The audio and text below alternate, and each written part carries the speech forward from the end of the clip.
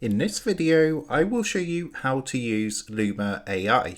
So let's jump straight into it. So in order to do this, the first thing you're going to want to do is come across to the official website, which is lumalabs.ai. Now from here, if you've not used this before, you want to come up to the top right hand corner and click the Try Now button. And then just go ahead and sign up or sign in if you already have an account. So once that's done, you'll be taken to a screen like this, and what you can do is type in a text prompt or add an image. So you can click the image button here to add an image, or you can type your prompt into here. So I've just put a basic prompt saying a Kung Fu prompt, and you can tick the box down here to enhance prompt if you want to. Once that's done, come and click the arrow button just over here. So it's just going to take a minute or two to process through and get to work. And at the moment there is a high demand, so you can see it's currently in queue, so it should just take a minute or two to process and go through. So here we are. As you can see, this has now finished creating our Kung Fu monk, so we can hover over this for a quick preview, and if you're happy with it, just come down and click the download button underneath, and what it's going to do is download this onto your PC as an MP4. And what you can do is further extend this clip by clicking onto extend underneath your video, and what you can do is extend your video by 5 seconds. So the new generation will seamlessly continue from the previous generation, so what this basically means is that it's going to seamlessly flow into the next clip that you create. So for example, if we put Kung Fu monk